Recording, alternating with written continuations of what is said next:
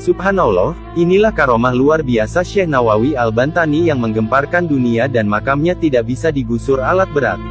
Syekh Nawawi Al-Bantani dikenal sebagai ulama Nusantara yang diakui dunia karena karya-karyanya serta keluasan ilmu di bidang fikih, tafsir, akidah, tasawuf, dan ilmu keislaman lainnya.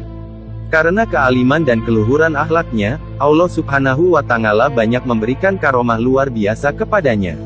Syekh Nawawi Al-Bantani lahir di Tanara Serang, Banten, pada tahun 1230 Hijriah atau 1813 Masehi. Beliau wafat di Mekah, pada tahun 1314 Hijriah atau 1897 Masehi. Dahulu, beliau adalah seorang ulama Indonesia yang menetap di Makkah, Arab Saudi, dan juga pernah menjadi imam besar di Masjidil Haram Makkah. Karena kemasyhurannya, Syekh Nawawi Al-Bantani kemudian dijuluki sebagai Sayyid Ulama Al-Hijaz yang berarti pemimpin ulama Hijaz, Al-Imam Al-Muhaqqiq wa Al-Fahama Al-Mudaqiq yang berarti imam yang mumpuni ilmunya, A'yan Ulama Al-Qon Al-Ram Asyarli Al-Hijrah yang berarti tokoh ulama abad 14 Hijriah, dan Imam Ulama Al-Haromain yang berarti imam, ulama dua kota suci. Berikut beberapa karomah luar biasa Syekh Nawawi Al-Bantani. Karomah yang pertama, yaitu menjadikan telunjuknya sebagai lampu. Pada suatu waktu, Syekh Nawawi pernah mengarang kitab dengan menggunakan telunjuk beliau yang dijadikan sebagai lampu. Beliau saat itu dalam sebuah perjalanan. Karena tidak ada cahaya dalam syukduf atau rumah-rumahan, sementara aspirasi tengah kencang mengisi kepalanya. Syekh Nawawi kemudian berdoa memohon kepada Allah Ta'ala agar telunjuk kirinya dapat menjadi lampu agar dapat menerangi jari kanannya yang digunakan untuk menulis itu. Kitab yang kemudian lahir dengan nama Maraki Al-Ubudiyah Syarah Matan Bidayah Al-Hidayah itu, harus dibayar beliau dengan cacat pada jari telunjuk kirinya. Cahaya yang diberikan Allah pada jari telunjuk kiri beliau itu membawa bekas yang tidak hilang. Karomah yang kedua, yaitu melihat Ka'bah dengan telunjuknya. Karomah beliau yang lain juga diperlihatkannya di saat mengunjungi salah satu masjid di Jakarta yakni Masjid Pekojan.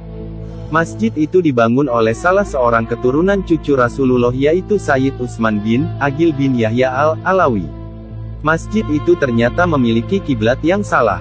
Padahal yang menentukan kiblat bagi masjid itu adalah Sayyid Utsman sendiri. Kemudian, Sayyid Utsman kedatangan anak remaja yaitu Syekh Nawawi yang menyalahkan arah kiblatnya, kemudian kagetlah Sayyid Utsman. Debat argumen pun lalu terjadi.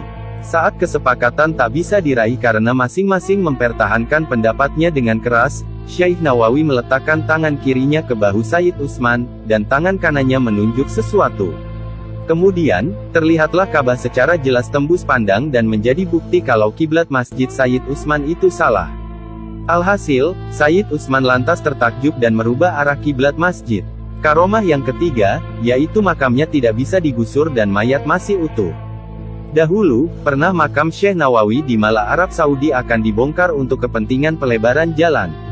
Namun anehnya, alat berat yang digunakan untuk membongkar makam tersebut malah rusak.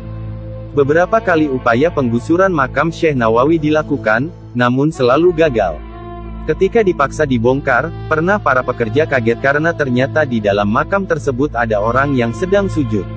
Akhirnya makam Syekh Nawawi tidak jadi dibongkar, dan akhirnya hanya dibuatlah jalan layang. Memang, telah menjadi kebijakan pemerintah Arab Saudi bahwa orang yang telah dikubur selama setahun kuburannya harus digali. Tulang belulang si mayat kemudian diambil dan disatukan dengan tulang belulang mayat lainnya. Selanjutnya, semua tulang itu dikuburkan di tempat lain di luar kota. Lubang kubur yang dibongkar dibiarkan tetap terbuka hingga datang jenazah berikutnya terus silih berganti. Kebijakan ini dijalankan tanpa pandang bulu.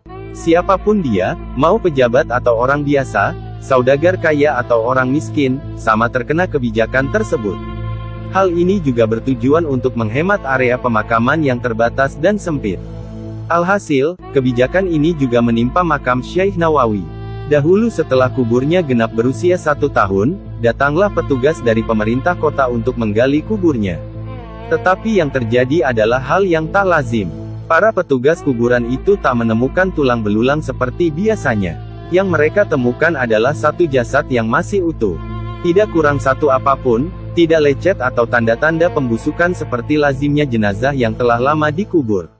Bahkan kain putih kafan penutup jasad beliau tidak sobek, masih harum dan tidak lapuk sedikit pun.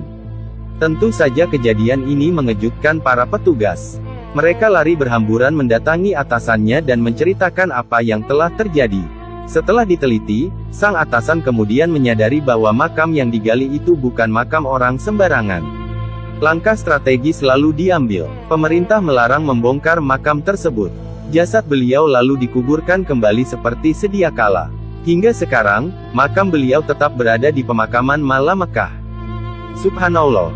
Karomah yang kelima, yaitu mengeluarkan buah rambutan dari tangannya. Dahulu, di kota suci Mekah Syekh Nawawi mendirikan tempat mengajar atau sekolah dengan murid yang lumayan banyak. Di suatu hari beliau menerangkan kepada para santri-santrinya. Syekh Nawawi berkata, sunnah Islam kalau berbuka puasa itu hendaknya memakan yang manis-manis terlebih dahulu. Kalau di sini terdapat buah kurma, di tempatku ada yang tidak kalah manisnya dengan kurma. Santri-santri berkata dan bertanya, betul Syekh, kalau di tempat kami kurma, lalu bagaimana dengan tempat Syekh yang tidak tumbuh buah kurma? Syekh Nawawi berkata, sebentar. Syekh Nawawi langsung menyembunyikan tangannya ke belakang tubuhnya. Santri-santri pun sangat heran apa yang dilakukan gurunya tersebut dan terdengar di telinga para santri-santri suara seperti orang yang sedang mengambil buah-buahan dari pohonnya. Kemudian, Syekh Nawawi menyuguhkan buah rambutan yang persis seperti baru diambil dari pohonnya. Santri-santri pun sangat terheran-heran dengan apa yang dilakukan oleh gurunya tersebut. Nah ini yang aku makan pertama ketika berbuka puasa di tempatku, silahkan dicicipi. Kata Syekh Nawawi sambil membagikannya kepada para santri di kelasnya mengajar. Para santri pun langsung mencicipi dan sangat menikmati kemanisan buah rambutan yang diberikan gurunya itu.